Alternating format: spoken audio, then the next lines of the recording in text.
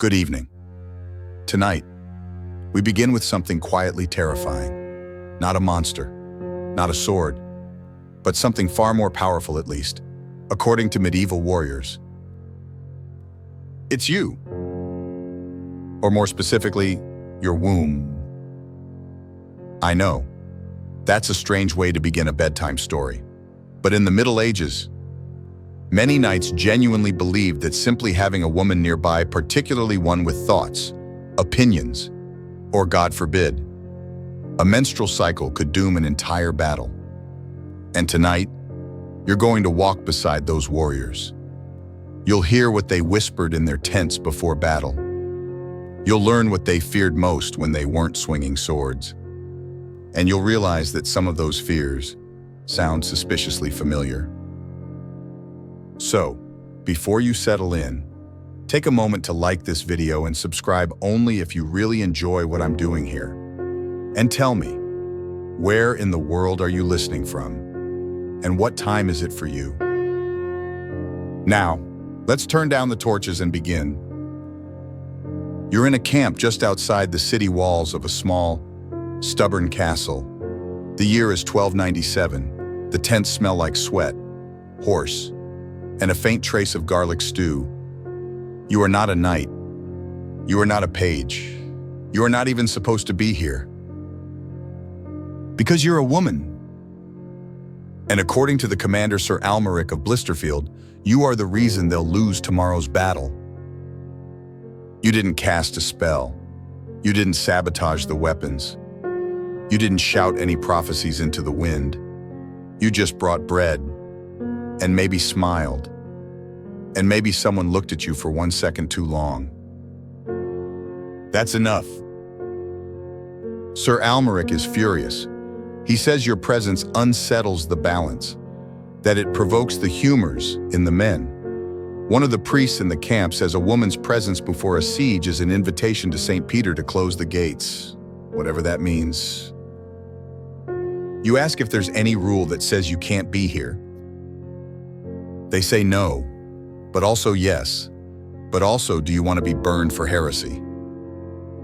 You stay quiet. The belief that women cursed military endeavors wasn't written down in any official war manual. It wasn't formalized by the king, or the pope, or even the war council. It was more insidious than that. It was whispered. It was passed down in stories. The last time we let a woman near the ballista, it snapped in half. The last time a knight left his wife behind, the enemy got through the gate. The last time someone touched a woman before battle, he bled out through his ears.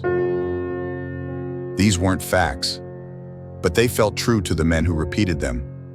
And when a battlefield is filled with uncertainty, muddy terrain, mysterious illnesses, the clatter of hooves in the distance, fear needs somewhere to go.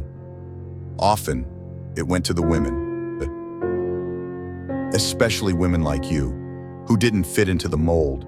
You weren't noble.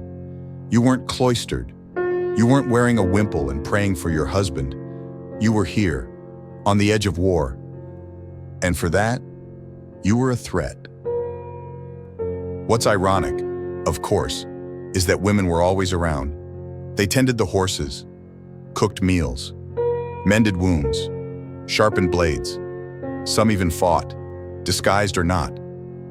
But the fear wasn't about what women did, it was about what they represented.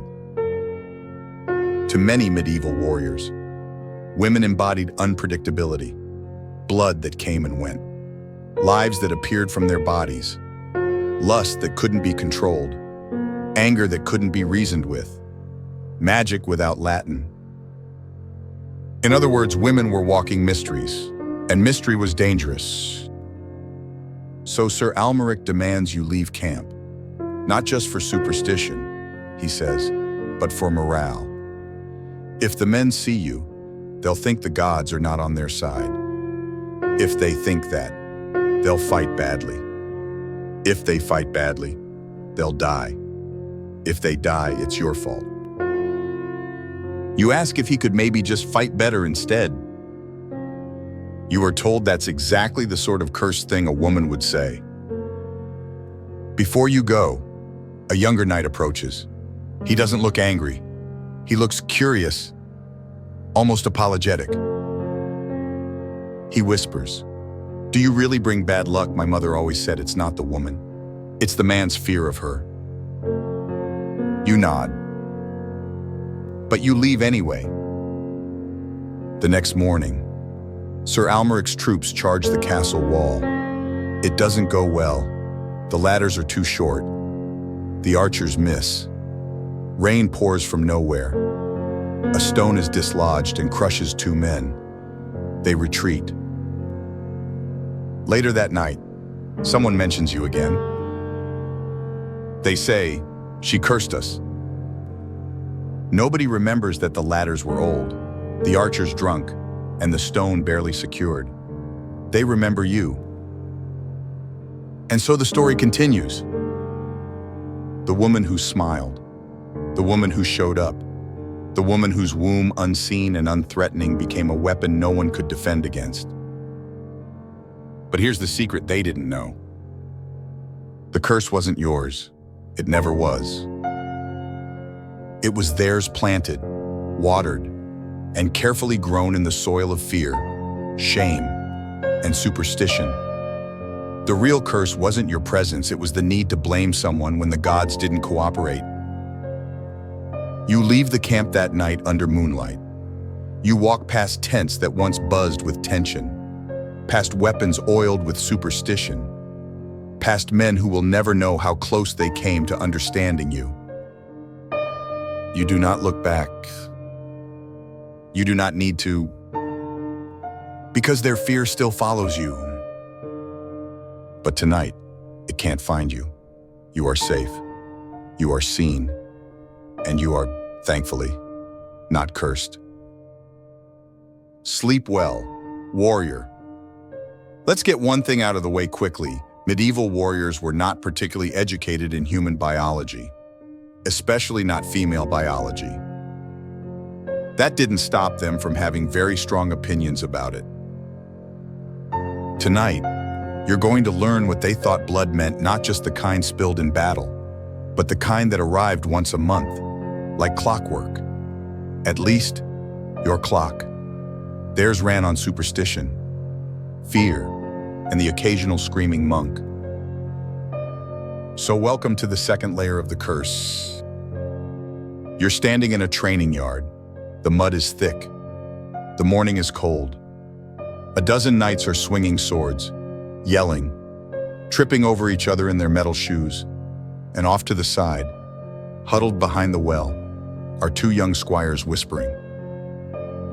"She's bleeding," one of them mutters. The other one looks horrified, like the bleeding. The first one nods solemnly, as if he's seen death itself. "I heard it curdles wine, makes butter rot." "Can it make your sword rust?" "Definitely." They both cross themselves. Who are they talking about? You, obviously. You haven't said anything. You haven't done anything. Maybe you passed by earlier. Maybe you're just existing. That's more than enough. Because in the medieval worldview, menstruation wasn't just a private monthly event, it was black magic with a schedule. Scholars, priests, and physicians wrote entire treatises on the danger of menstrual blood. One 13th century cleric claimed that contact with it could kill bees and make dogs go mad. Another said it made mirrors fog up and iron turn black. You were not considered a woman with a natural bodily process. You were a walking, bleeding omen.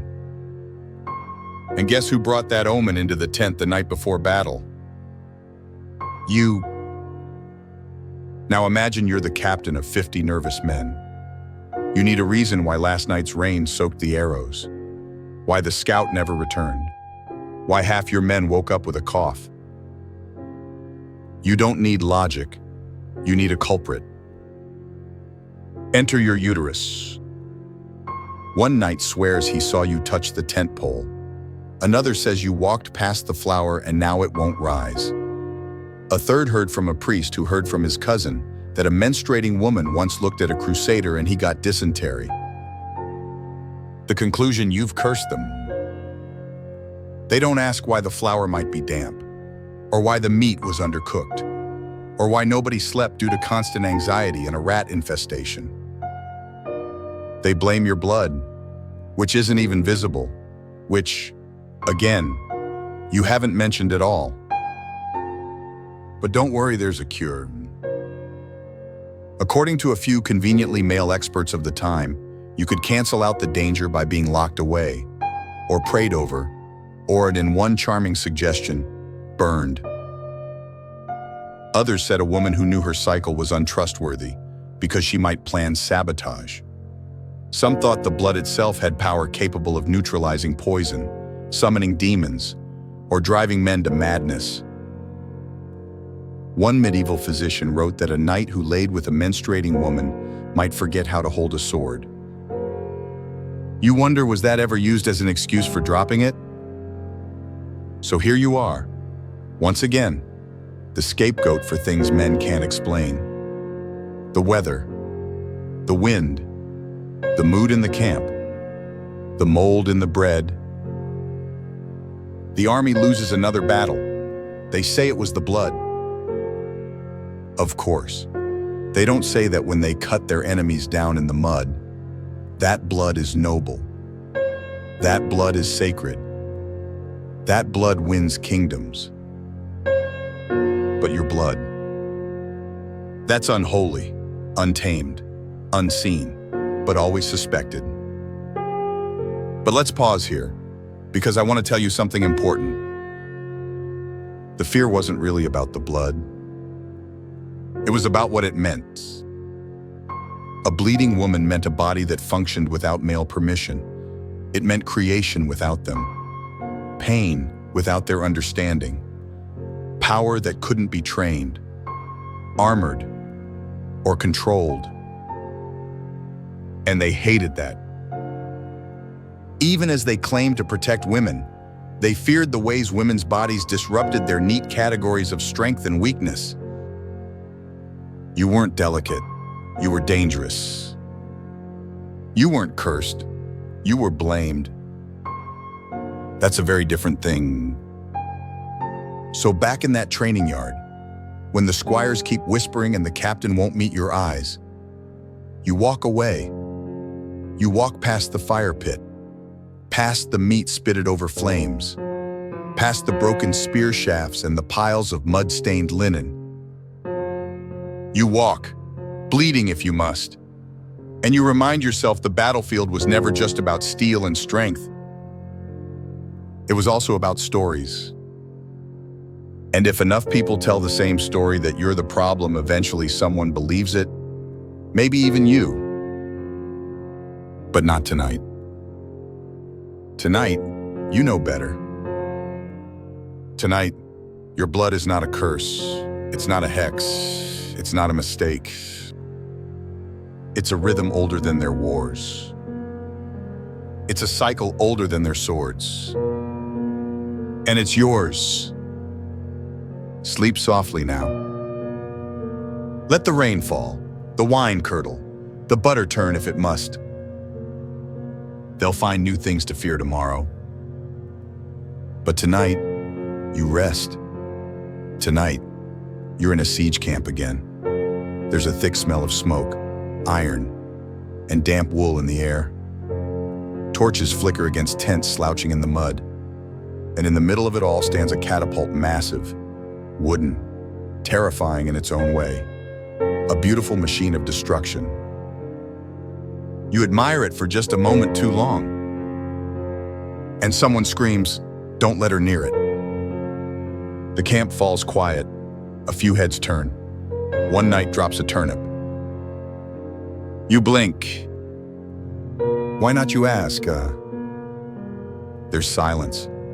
Then an older man in armor, decorated, loud, and possibly drunk, gestures wildly and says, "Last time a woman walked within 10 paces of a trebuchet, it collapsed. Just collapsed." You almost laugh. But you don't eat. Because he's serious. He's dead serious. And so are all the other warriors who are now looking at you like you're a wild bear with a basket of plagues strapped to your back. You take a step back, not because you believe it, but because they do.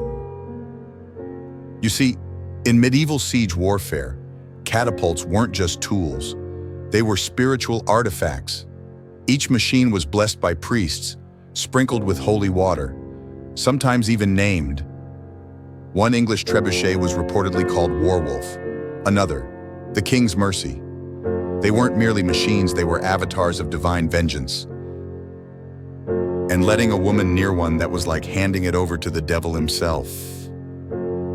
This superstition wasn't written in any construction manual. It wasn't painted on any castle wall. But it lived in the bones of the men who pushed those machines into place, sweating and praying, terrified that one loose wheel or misfire might mean death and needing a reason why. A woman near the siege engine, that's the reason. One tale told of a female camp follower who brought soup to the catapult engineers the night before a siege. The next day, the arm snapped and killed 3 men. They didn't blame the wood. They didn't blame the carpenter.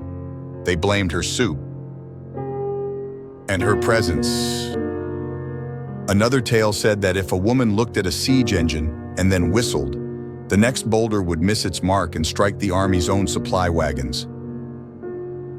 No one ever tested this scientifically, of course, because science hadn't been invented yet. But even if it had, the conclusion would have been the same if anything goes wrong. Blame the woman. You're told you can stand behind the siege engines, but not too close. You can help sort the rocks, but don't touch them. You can sweep the mud off the wheels, but only if you've bathed in spring water and recited a psalm. You are the only person in camp who needs instructions to exist. They don't ask this of the pigs snuffling around the food barrels. They don't ask this of the lice in their beds. But you're dangerous. You're a contaminant. Not because of who you are, but because of what you might symbolize. To many of them, a woman touching a catapult meant uncertainty, uncleanliness, the possibility of failure, which, of course, was always there to begin with. Catapults failed constantly. Their wooden arms snapped, their ropes stretched, their targets moved. Sometimes, they were just built badly by someone's lazy cousin. But that doesn't make a good story. Blaming a woman does. It's easier to say, the catapult failed because of her, than to admit we miscalculated the angle and used wet ropes because someone spilled beer on the spare coil. Let's be clear, this wasn't limited to catapults. Women were seen as bad luck around ships, forges, hunting parties, even harvest fields. But siege weapons, those were special. They were war magic in wood and iron, holy destruction. And women, well, women had a different kind of magic, the wrong kind. There were even whispered rules in some armies. Never let a woman name a siege weapon. Never let her see the first shot. Never let her sit on the counterweight. Honestly, who was doing that anyway? You don't know any of these rules because none of them are written down. They're just remembered, passed along like recipes for disaster. So, you take a few steps away from the machine. You sit down on a pile of cloaks under a cracked banner and watch the men test the mechanism. The counterweight creaks. The arm lurches. The boulder flies. It misses.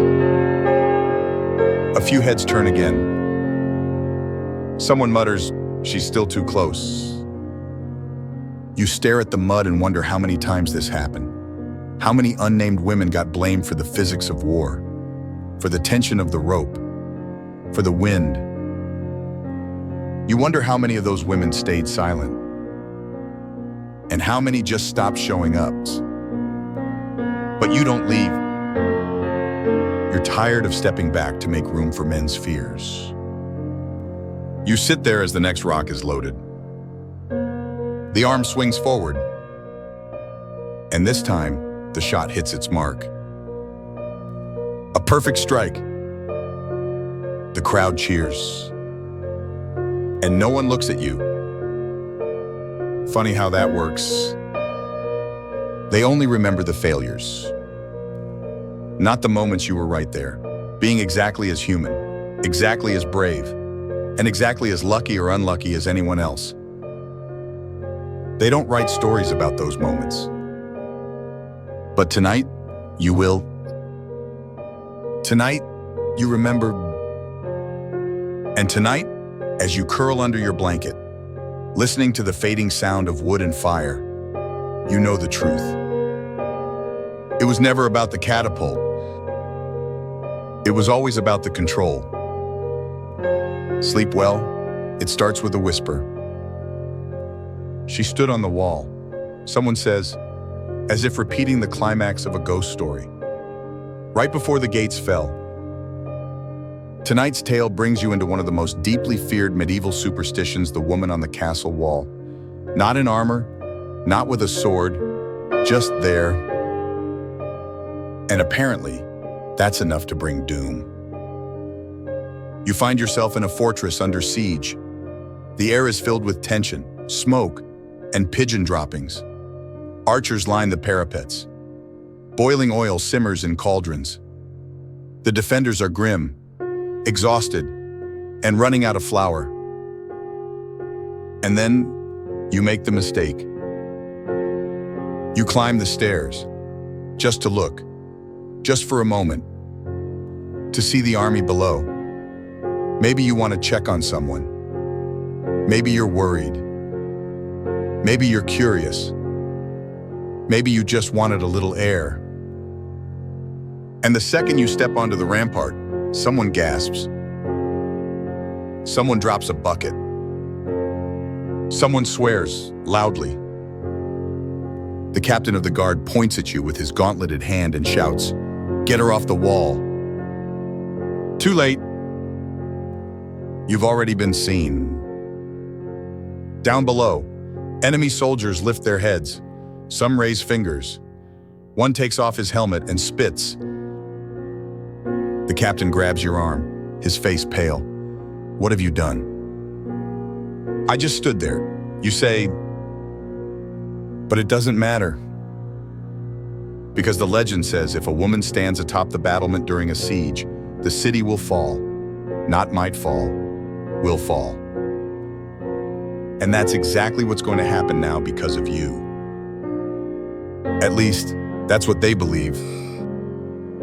Where did this idea come from? Historians aren't entirely sure. But it shows up again and again in medieval siege folklore. A woman appears on the wall. And soon after, the defenders are defeated. Maybe she's a bad omen. Maybe her presence insults the gods of war. Maybe it's just an ancient superstition that no one dares question anymore. Either way, you've now become a liability. A walking, breathing breach in the wall. Never mind that women always stood on the walls. They carried stones. They poured oil. They bandaged wounds. They brought water. Some shot arrows. But if you look like a woman not armored, not disguised, not silent, then you become a symbol, not of strength, not of defiance, but of weakness. To them, you represent vulnerability, softness, fear, the irrational assumption if a woman is up there, things must be desperate. And if things are desperate, then the city must be doomed. They don't say it out loud, but you can feel it how the men look at you now, like a cracked foundation, like a silent countdown. Someone mutters, "She cursed the stones." Someone else whispers, "The archers will miss now." You consider shouting back, or maybe you just missed. But superstition is louder than logic, always. You're escorted down the steps, past glares and muttered prayers. You try to explain you were only up there for a moment. You didn't even touch a weapon. You didn't even say anything. They don't care. Because the outcome is already written. The story already shaped. If the walls fall tomorrow, it will be your fault. And if they don't, they'll just forget you were ever there. That's how these things work. It reminds you of a tale you once heard during a siege in southern France. A woman was seen weaving near a window. The fortress surrendered the next morning. For decades, she was blamed. Not the faulty gate, not the undermined walls, her loom. She wasn't weaving a spell, she was just weaving socks. That's all it takes. Just being seen. Just existing. So you sit by the fire that night, wrapped in a wool cloak, trying to make yourself smaller, trying not to think about the enemy campfires glowing on the horizon, trying not to remember the accusing faces. And then you realize something quietly radical. Maybe it's not you who needs to shrink. Maybe their fear says more about them than it ever did about you. Because the woman on the wall wasn't cursed. She was seen. She was present. And that was what they couldn't handle. The battlefield, the siege tower, the wall, these were sacred spaces of male valor.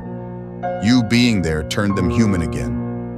Unpredictable, unprotected, imperfect. That's what they feared. Not your body, not your gaze, but your presence in the story. And maybe, just maybe, that means it's time to write a new one. So you stay awake a little longer that night. You watch the stars through a slit in the wooden shutters. You don't pray to avoid blame. You don't ask to be unseen. You ask for something else entirely. To be remembered honestly. Not as a symbol of ruin, but as someone who dared to look over the edge. Someone who bore the weight of others' fear and still stood tall. Sleep well, watcher on the wall. You are not the cause of destruction. You are the keeper of truth. Tonight's story doesn't take place on a battlefield. There's no blood, no swords, no siege engines creaking under the strain of their stones. Instead, you're in a kitchen. The fire is low. The room smells like flour, yeast, and suspicion. You're kneading dough. And that's the problem. The baker walks in, takes one look at the soft, pale mound under your hands and recoils as if you were handling live snakes. "What are you doing?" he hisses. "Kneading," you say. With your hands, he steps closer, eyes wide with theatrical horror. You touched it. You glance down at your hands. Yes, that's typically how kneading works. But to this man, and unfortunately, many others, you've just committed a form of sabotage.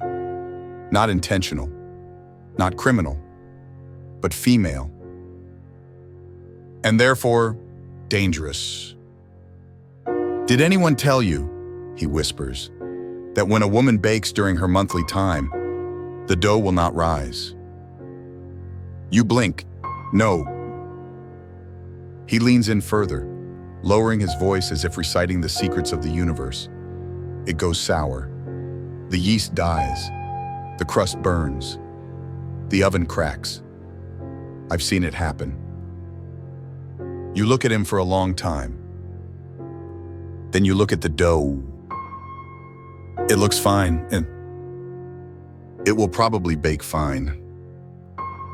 But that's irrelevant, because the superstition is already louder than the science, louder than your logic, louder than anything your hands could possibly say in defense.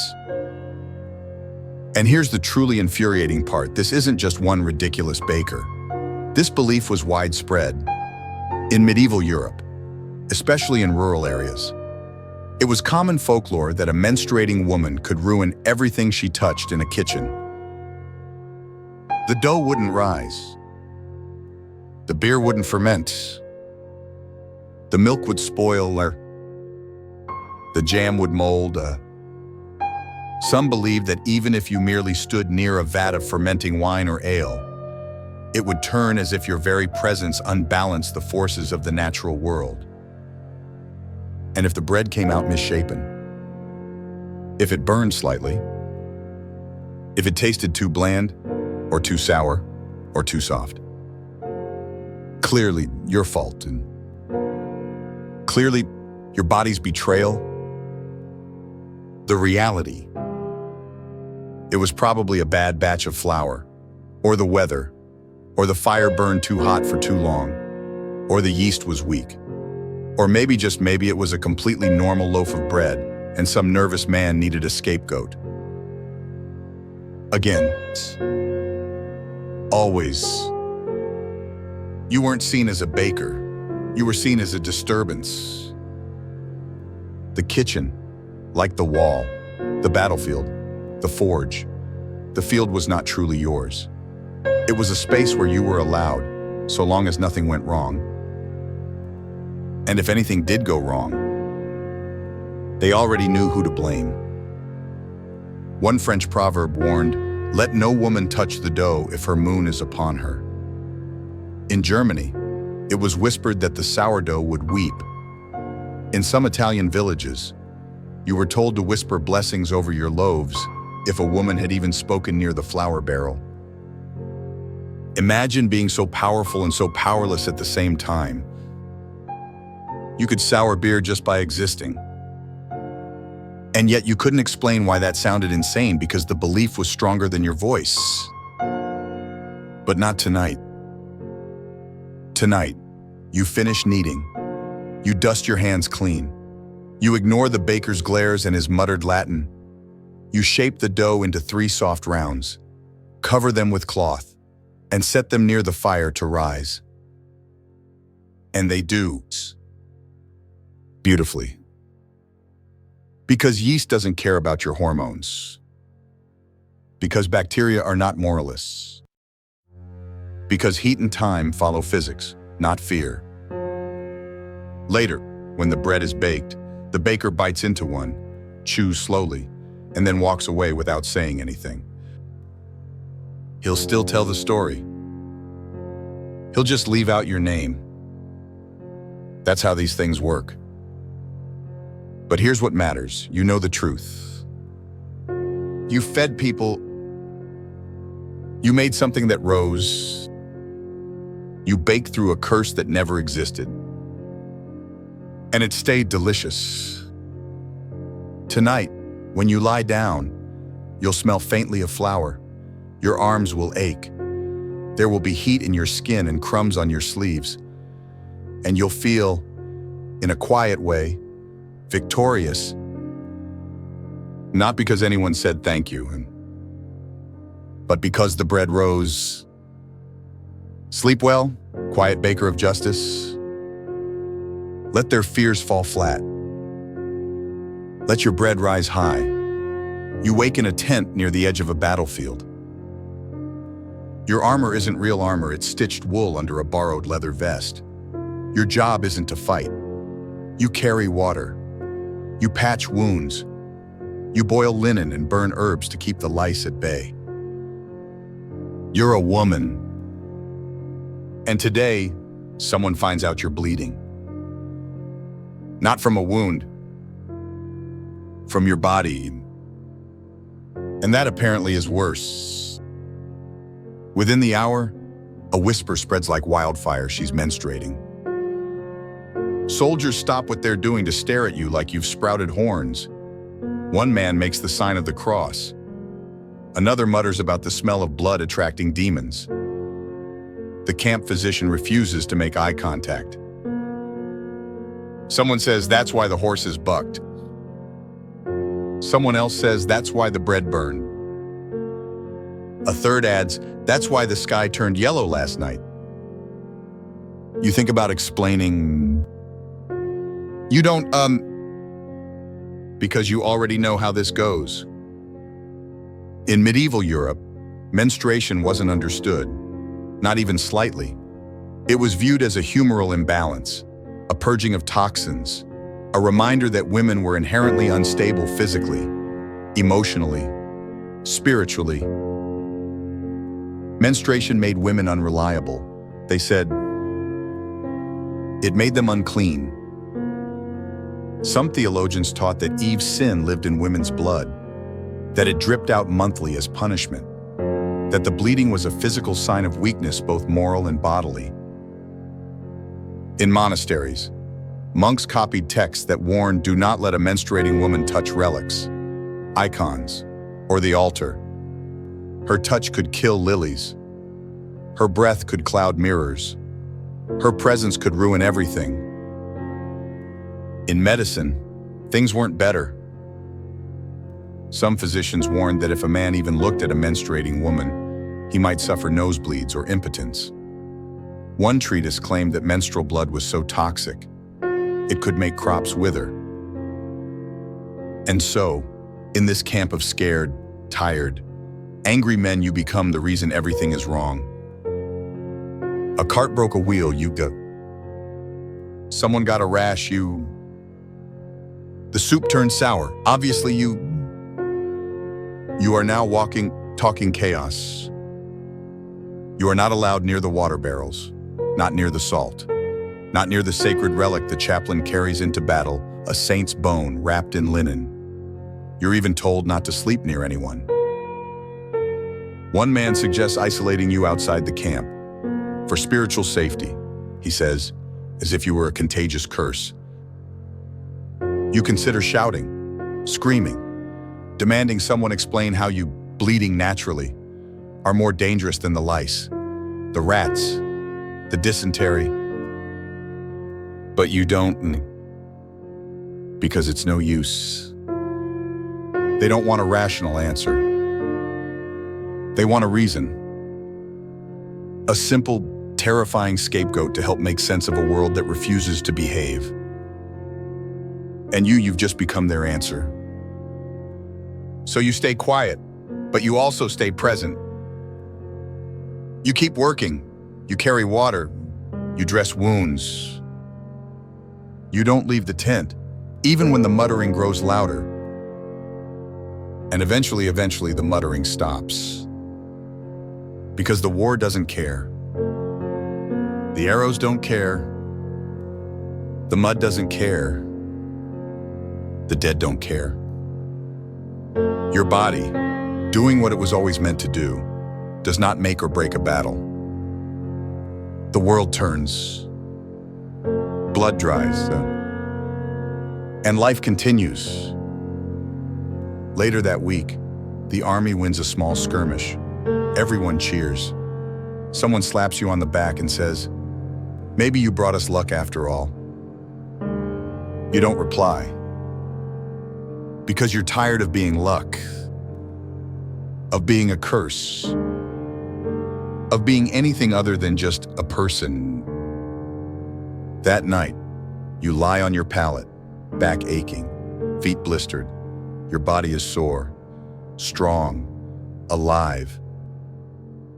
You are not ashamed. You are not afraid. You are simply human. And that is terrifying to them. Because if your body is not a curse, then they must confront the truth the world is unpredictable, fragile, often unfair.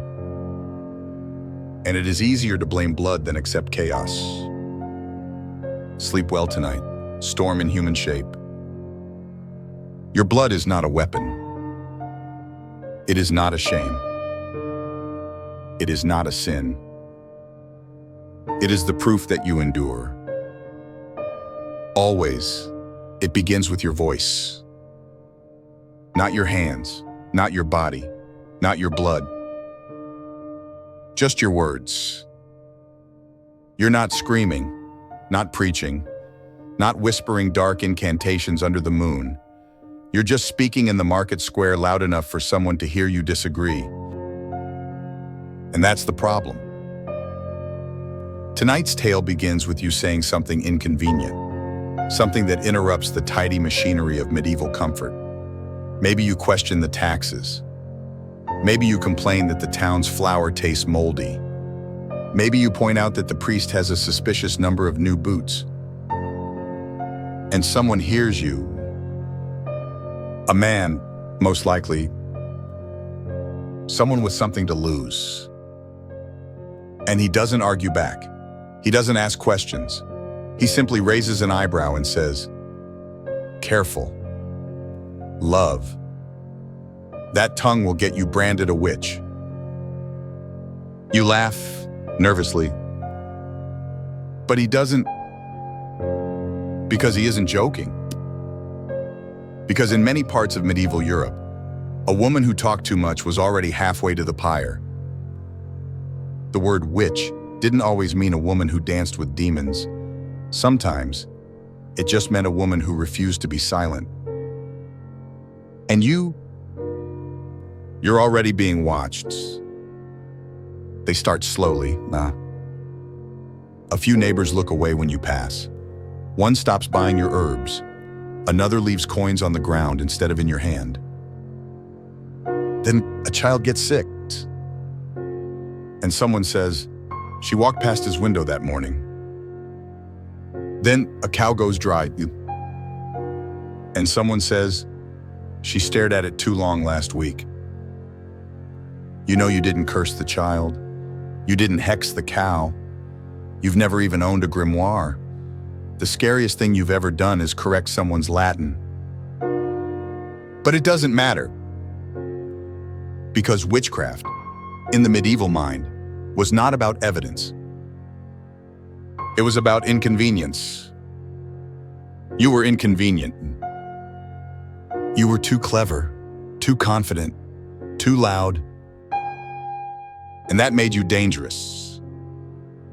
So they don't need proof. They need a story. And the story is already writing itself. They say you mutter to yourself while collecting herbs. You were humming. They say you have a cat. So does the innkeeper. They say your eyes are too dark, your garden too green, your laugh too sharp.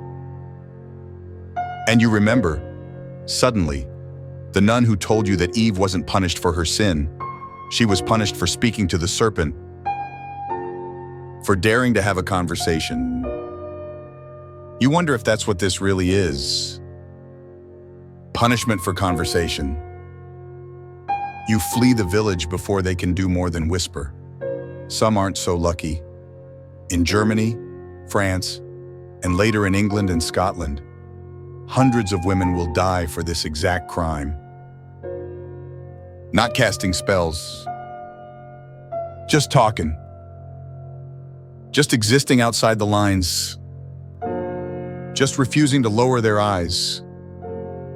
You find a different village. A safer one. Maybe. You speak more softly. You keep your head down. But some nights like this one, you still remember the sting of it. The loneliness. The injustice. And you wonder how many others vanished for the same reason. How many voices went quiet not because they were wrong, but because they were right. And no one wanted to hear it. Tonight, as you sleep in your quiet hut beneath the trees, know this: your voice still matters. Even if they tried to erase it. Even if they turned it into firewood and fear. It lingers, like a spell of protection. A whisper that outlasts the curse. Sleep well, speaker of truths. You were never a witch. They just couldn't bear the sound of you. You arrive in a monastery garden just before sunrise. The stones are cold beneath your bare feet, and your breath clouds in the morning air. You're not supposed to be here. Not because you've sinned, or stolen, or disrupted prayer. You've done none of those things. You've only done something much simpler and, in the eyes of the church, more dangerous. You've learned the names of the plants. Tonight's tale is about the quiet terror of a woman who knows too much about healing. The rosemary, the yarrow, the mugwort, the poppy. You know when to gather them, how to steep them, what to mix them with. You know which ones stop a fever, which ones help sleep, which ones stop a pregnancy. And that is the real problem. Because suddenly, healing isn't seen as mercy. It's seen as control, or control over suffering, control over births, control over life itself. In the eyes of many priests, that makes you a threat to God's design. You are accused of usurping divine will by easing the pain He ordained. You are warned that only saints perform miracles, and only men are meant to interpret the will of the divine. You are not a saint. You are not a man. You are something worse, competent. It didn't start out this way. At first, they welcomed you. The sisters in the cloister admired your knowledge. The old monk nodded politely as you shared tea made from violet blossoms to ease his cough. But then, someone miscarried, and you had given her a tonic. Not poison, not magic, just herbs women had used for centuries. But now, the word witch begins to flutter around your skirts again. Not because anyone saw you curse, but because you helped them. And help, in this context, looks a lot like rebellion. You're called before the prior. He doesn't ask what you did. He asks where you learned it. And when you answer your grandmother, your aunt, the women in the woods, his face clouds. Because you weren't trained in a university. You weren't taught by men. You were taught by women. Which means the knowledge cannot be trusted. Which means you cannot be trusted. He forbids you from touching the garden. He forbids you from speaking about herbs. He forbids you, gently but firmly, from sharing anything that might lessen pain without the blessing of a priest. And still they come to you. In the dark, they knock softly. They ask for something for cough, for swelling, for the ache in their bones, for the swelling in their belly that shouldn't be there. And you help them. Quietly. Carefully. Because you know the plants do not care about dogma. They do what they have always done. And so do you. But you've learned to be careful. You stop naming the herbs out loud. You stop leaving notes. You don't write anything down. Because in the 1400s, in parts of France and England, a woman caught teaching herbal medicine without a man's approval could be imprisoned or worse. So your garden becomes a place of silence, but not surrender, because the plants still grow, and the women still come, and you still heal. Tonight, as you close your eyes in your little stone cell, the scent of lavender clings to your hands. You know you've helped someone sleep. You know you've helped someone stay alive. And that will always be more powerful than the fear they try to plant in your place. Sleep well, the keeper of green secrets. Your hands bring life, not heresy. And your garden is sacred ground. You're standing at the edge of a field. It's quiet now, eerily so. The battle ended hours ago. What remains are the broken bent swords, splintered shields, bodies lying like discarded dolls. And you walk among them slowly, not to loot, not to scavenge, but to find him. Your husband, your brother, your son. You're not sure who yet. You've lost too many to keep count. What you do know, what everyone else believes, is that you brought this. Not the enemy army, not the poor tactics, not the lords who sent starving men to die for a sliver of land. You, because you're a widow. And widows, they say, bring death. It's not metaphorical, it's superstition, deep, old and whispered. In many parts of medieval Europe, a woman who lost her husband in battle was seen not just as unlucky, but as cursed. Her very presence could doom the next skirmish. If a widow stood too close to the gates before a battle, some soldiers would demand she step away. If she tried to speak to a knight before he mounted his horse, others might spit 3 times and cross themselves. In France, certain towns had laws restricting widows from watching public executions or attending trials, lest their shadow fall on the outcome. Because it wasn't enough to lose your love. You had to lose your place, too. Once, you were a wife that protected, defined, valued. Now you are unmoored. And that, to them, is frightening. You're a reminder that the world breaks, that the vows don't hold, that even God-fearing men can bleed and die, leaving women behind to pick up what remains. And what does a woman become? They wonder when her role disappears. What is a widow, if not a warning? They whisper stories of a woman in black who walks through camps the night before a battle, her veil soaked in tears that never dry. Of a widow whose touch turns armor brittle. Of a woman who cursed a general after he refused her charity and who then lost 3 battles in a row. And every time crops fail or banners burn or swords snap, someone looks around for a reason. And someone sees you. Tonight, you kneel beside a body, not your husband, not this time, just a boy, his fingers still curled around a wooden cross. You close his eyes. You whisper a prayer, and you feel the glares behind you. Someone mutters, "She's the cause. She shouldn't be here." You stand, and you meet their eyes. You don't apologize. Because the truth is, you are a reminder, but not of a curse, of survival, of the fact that women endure, that you wake up the next morning and the next, and still carry the names of the dead inside you, that you walk among the wreckage and rebuild not kingdoms, perhaps, but lives.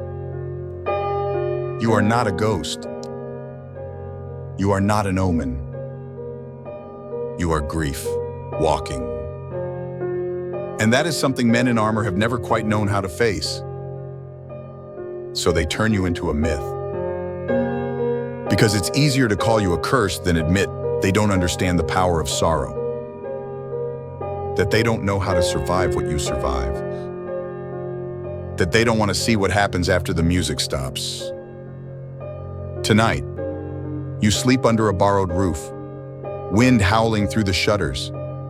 You hold your shawl tight around your shoulders, and you dream not of the battle, but of hands your own planting seeds in the cold, wet earth. Because you are not the end. You are what comes after. Sleep well, widow of war. You are no curse. You are the proof that life insists on continuing. Even when it's not wanted, you're standing in front of a wooden chest. Inside a breastplate, slightly rusted, a chainmail shirt, too long in the sleeves, a sword, heavier than it looks. You run your fingers over each piece. They were made for a man, Not for you. But tonight, you put them on anyway. Because no one else will. Because the village is out of fighters. Because the threat is real. Because your brother died last winter and your cousin has a broken leg. And the knight you were supposed to marry never came back from the south.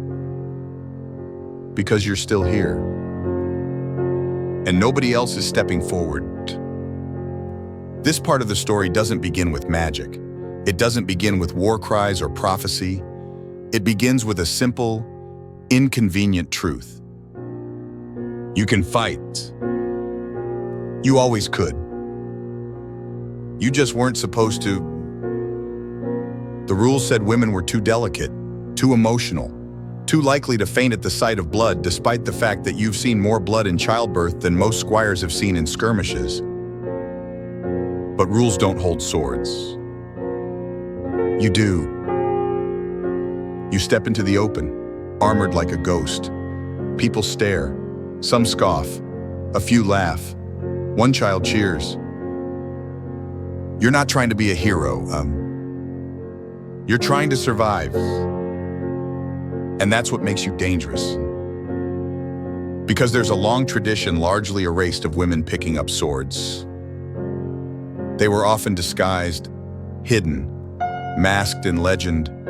Jeanne d'Arc is the famous one, but she wasn't the only one. Across Europe, women fought in sieges, disguised themselves to serve in armies, even defended castles on their own when the men were dead or drunk or just gone.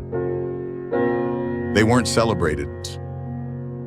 They were questioned, mocked, sometimes executed, because the sword was seen as an extension of male virtue, a holy phallus, almost wielded only by those blessed with power.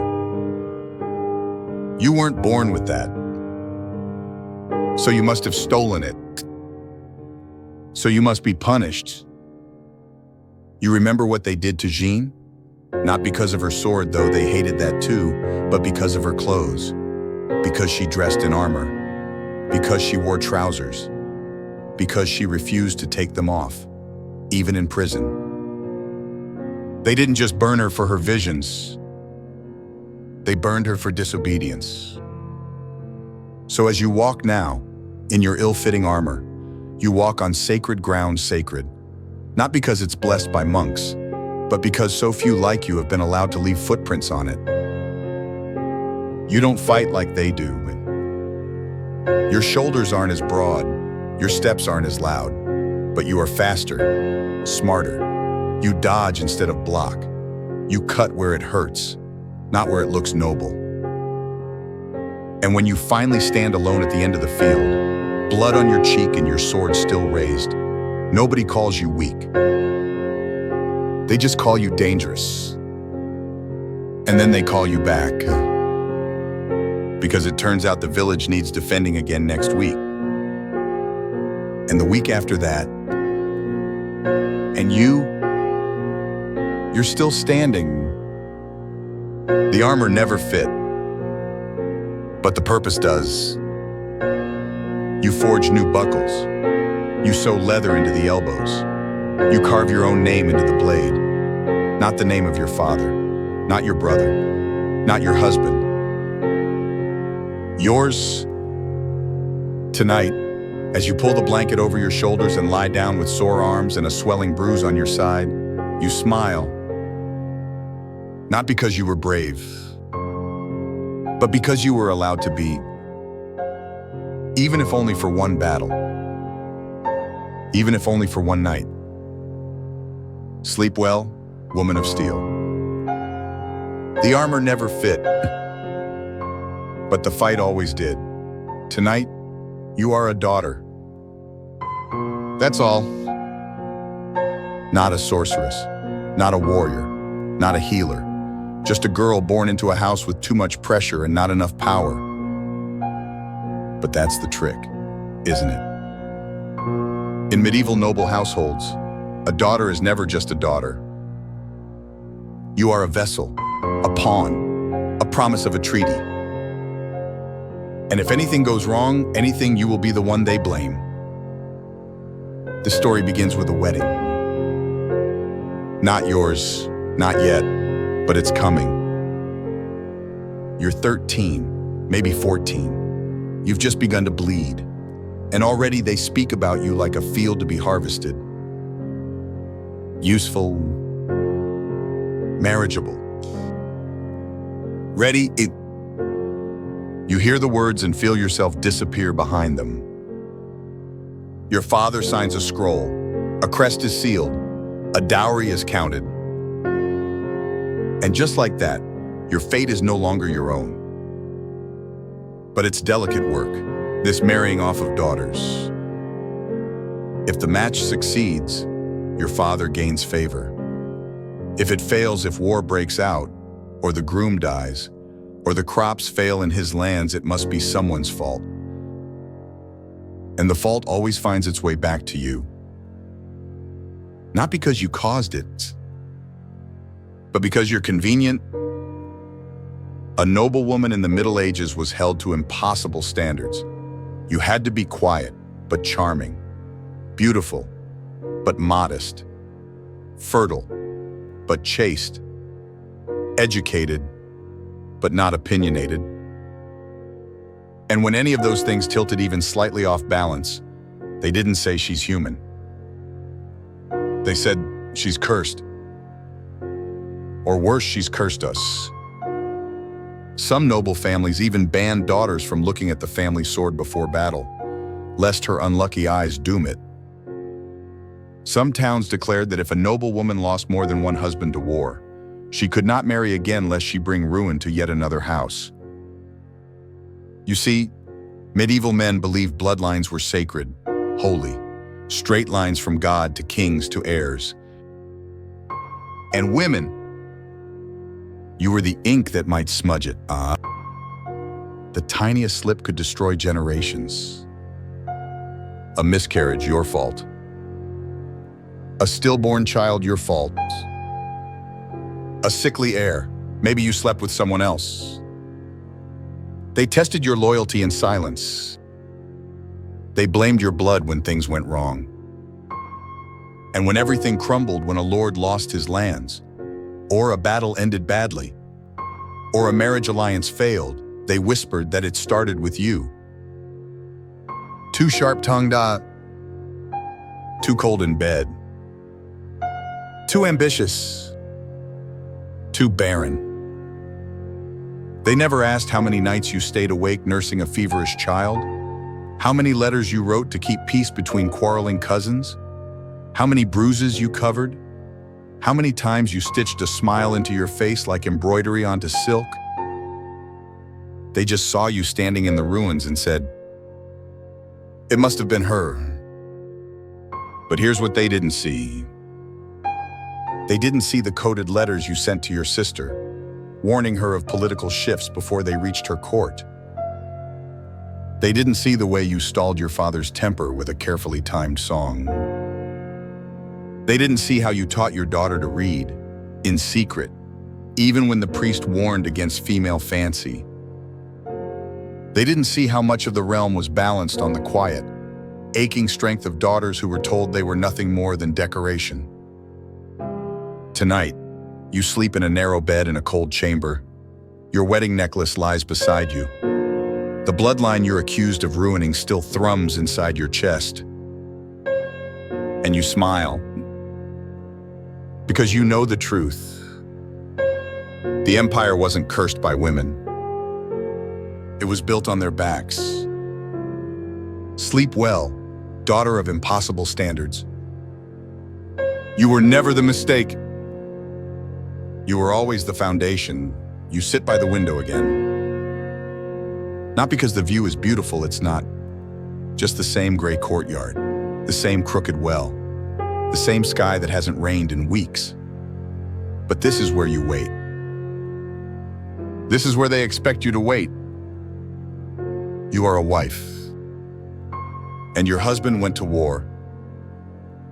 No one tells you exactly where, or why, or when he might return. They just tell you to keep the fire lit and the house clean and your virtue untouched. They say waiting is your duty, your form of service, your prison. They think the danger in war is out there, where the swords clash and the banners fall. But they forget waiting can break you just as completely. Medieval society loved to praise the good wife, faithful, silent, endlessly patient. She was the statue in the corner, the painting in the prayer book, the ideal no one could live up to, least of all the real women being asked to do it alone. There's an entire genre of songs and poems about you. They call you the patient Griselda, who waited years without complaints. They call you Penelope, weaving and unweaving her tapestry by candlelight. They call you faithful, but what they really mean is paralyzed. Because if you act, if you make decisions, if you manage the land or write a letter or discipline the servants you're overstepping, but if you do nothing and the estate falls apart, that's your fault too. This waiting is not neutral. It is a test. And like so many medieval tests, it is rigged against you. Your neighbors whisper, "Has she heard from him? Did he leave her enough gold? Why doesn't she look more sorrowful? Why does she still wear red?" They assume things, that your loyalty is tied to chastity, that your value is measured by absence, that the only thing keeping your heart from straying is a locked door and a locked mouth. And yet behind closed doors, most women did act. You managed debts. You negotiated with tenants. You rationed food during famine. You scolded lazy stewards. You wrote in code when needed. You read the news before it became gossip. And when the letters finally stopped coming, you didn't cry in public. You sewed, you cooked, you waited. Because what else could you do? And heaven forbid you remarried too soon. Heaven forbid you smiled too brightly or danced again. The waiting woman was expected to pause her life like a candle left unlit in a shrine. But you kept burning. Quietly, firmly. Even when the wind howled and no footsteps ever returned through the courtyard gate. Tonight, you look at your reflection in the dark window. You're older now. There are lines on your face the poets never mention.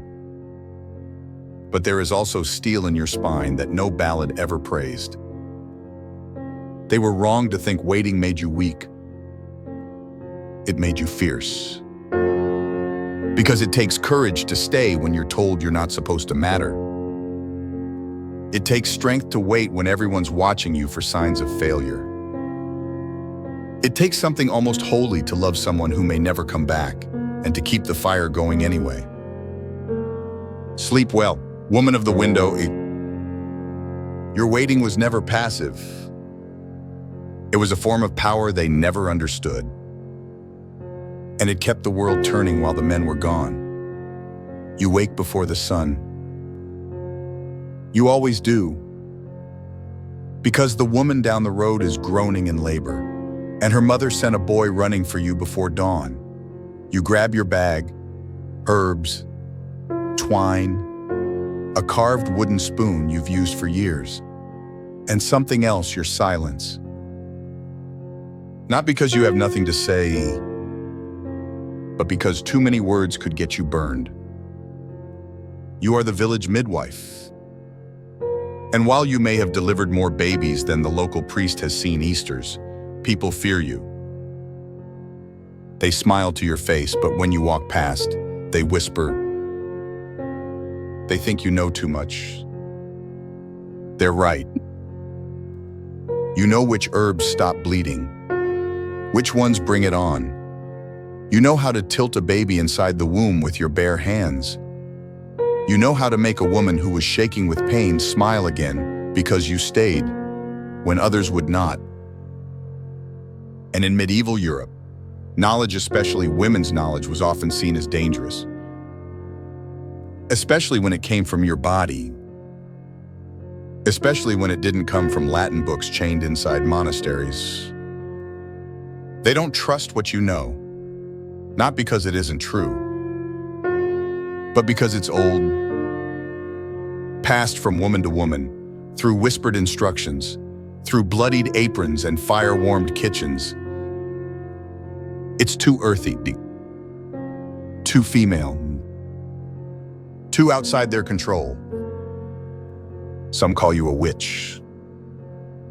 Not to your face, of course, but they watch what animals die after you visit. They blame you when crops fail. They avoid your touch at market, even though they once begged you to save their niece at birth. One priest even accused you of sorcery once, said no woman should know how to bring life so easily, that only God grants that gift. You didn't argue. You just showed him the stillborn you tried to revive for 2 hours, and the mother you wept beside when it failed. Because you don't command life, you fight for it. Every single time. And some days, you win. Today, the girl screams your name, and then, finally, the baby cries. A girl, tiny, angry, alive. You wrap her in cloth and place her on her mother's chest. And for a moment, all the fear disappears. You are not witch or woman or shadow. You are miracle. You stay until the bleeding slows, until the mother's breathing steadies, and then you walk home alone. Because you must always walk home alone. Too close, and they'll think you cast a spell. Too familiar, and they'll wonder how you healed something men could not. Too necessary, and they'll begin to resent you. But you'll be called again tomorrow. You always are. Because fear doesn't stop labor, and curses don't catch babies. You do. Tonight, as you lie down, your fingers stained with herbs and the scent of new life still in your hair, you feel the ache in your bones. And you smile, because you have saved more lives than most knights, and feared more pain than most soldiers. Sleep well, midwife of shadow and light. They may never write songs about you, but you carried the kingdom on your back anyway. You kneel on cold stone. Your knees ache, your back is sore, but still you kneel. The chapel is dark except for a few flickering candles. The air smells of wax and damp wool. Somewhere, someone is crying, quietly. You are not praying, you are listening. Because for medieval women, silence was not always holy, it was survival. They told you saints were quiet, that holy women endured suffering without complaint, that true virtue was measured in how little space you took up. They carved it into stained glass women with downcast eyes, veils over their hair, hands folded meekly, no voice, no protest, just surrender. But you know better, because saints screamed. Saint Margaret of Antioch fought a dragon from inside its stomach. Saint Catherine argued theology with 50 scholars and won. Saint Joan picked up a sword and led an army. These women weren't silent. They were loud. So loud that even death couldn't shut them up. But the church had a talent for rewriting. It took their fire and wrapped it in silk. It made their battles into metaphors. It turned their rebellion into visions, their resistance into humility, their voices into myths. And in doing so, it gave medieval women two impossible choices. Be a saint or be a sinner. There was no in-between. If you were obedient, modest, and suffered in silence, you might be honored. You might be buried in holy ground. You might even have a feast day. But if you questioned, if you fought back, if you lived too loudly, you were a threat. And threats had to be punished. Some were locked in towers. Some were accused of heresy. Some were written out of history altogether. And so many were simply ignored. But here's the secret no one carved into stone. Even in silence, medieval women were never truly quiet. You taught each other in kitchens, in laundry rooms, in candlelit corners. You passed stories, spoke names, shared warnings, hid books, helped neighbors, fed strangers, loved fiercely. And when the men told you that saints were supposed to suffer, you turned your suffering into strategies. You made stillness into resistance. You made quiet into choice. Because some battles are fought with swords. Others are fought by staying alive long enough to tell the truth. Tonight, as you lie in bed with calloused hands and stories stitched into your soul, you think of all the women who knelt beside you in life. Some praying, some hiding, some waiting for a moment to stand. Sleep well, keeper of unspoken truths. You were never just a shadow behind a man. You were a cathedral built of flesh and fire. And your silence was never empty. It was echoing. You are old now. Not wise crone of the forest old, not lady of the manor old, just old in the way medieval women rarely lived to be. Your hands are spotted and knotted like gnarled wood. Your back curls like a question mark. And still you rise with the sun. Because the bread must be baked. Because the fire must be stirred. Because the stories must be told. And tonight, before the world slips into sleep, let's speak of the final curse. The one they whispered about most. The one they swore only women could bring. The fall of things. They called it Eve's fault. They said it was your body that tempted kings, your voice that swayed councils, your touch that unmade the brave. They said women brought ruin, death, decay. They said the last curse would come from you. But you know what really happened? You watched sons go to war for banners they didn't believe in. You watched husbands ride off for glory and never return. You watched plagues roll through towns like waves, and it wasn't kings who stayed, it was you. Washing the sick, feeding the orphans, digging graves, sewing the shrouds. You endured the fall of things. And when the world burned, you replanted the so-called curses they feared. They were powers. The bleeding, the birthing, the grieving, the surviving it was all part of the same unspoken resistance. They thought their legacy would be castles and crusades and coronations. But yours was different. It was the baby you kept alive in a famine winter with nothing but broth and prayers. The field you harvested when no man returned. The letters you taught your granddaughter to read in secret. The songs you sang that still linger in kitchens long after the names of kings have crumbled. You weren't the end of things. You were the bridge to everything that came after. And here's what they never understood: the final curse was never yours. It was theirs. The curse of forgetting, of silencing, of erasing women so completely from the story that they forgot who truly held the line. They built statues to men who died young and gloriously. But you You lived, and living was harder. And braver, and more miraculous. So tonight, as the candles gutter low and the world feels heavy, rest easy. You don't need their praise. You already built the future. Out of scraps and scars and lullabies. Sleep well, last woman standing on. You were never the curse.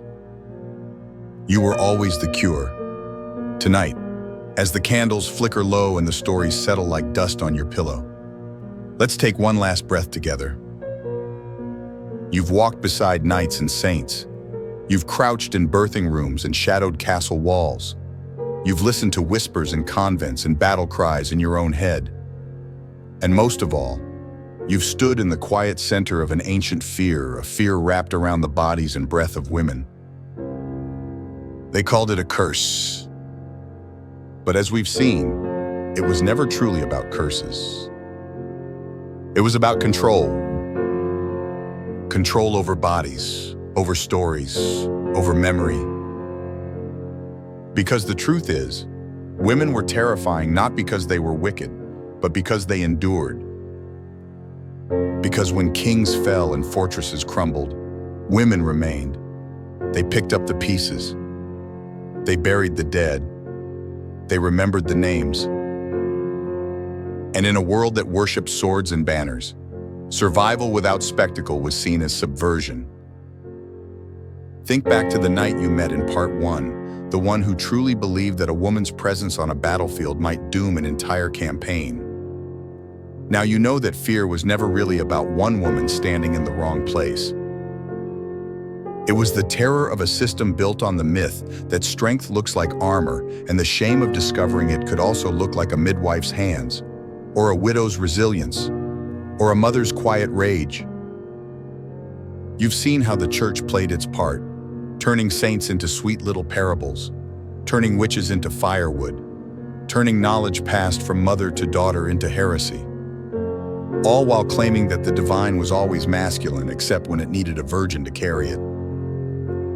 You've watched how noblemen married daughters like trading tokens, then blamed them for alliances that fell apart. How queens were praised for producing heirs, but never for ruling in their own right. How even waiting was weaponized, turned into proof of virtue or danger, depending on who was watching. It all came down to this: women existed in places that men couldn't control. The body, the hearth, the midwinter silence after death. And when men couldn't explain what they didn't understand, they called it unnatural, called it unholy, called it a curse. But here's what they never could erase. You were always there, not in the records, perhaps, not in the gilded tomes or stone statues, but in the breath between lines, in the lullabies passed down through centuries, in the herbal remedies that still echo ancient knowledge, in the resilience written into the very fabric of daily life. They tried to make women small by calling them dangerous. And in doing so, they accidentally revealed the truth. You were powerful. You still are. The idea of the curse of women has survived in 1,000 quiet ways. In jokes about PMS, in myths about Eve, in the way little girls are taught to apologize before they speak. But now, you know how deep that myth runs and how false it always was. Because a curse doesn't feed the hungry. A curse doesn't hold the hand of the dying. A curse doesn't raise children through war, write letters that change alliances, bury kings, and sing to the sky anyway. A curse doesn't build the bones of a broken world and then keep living in it.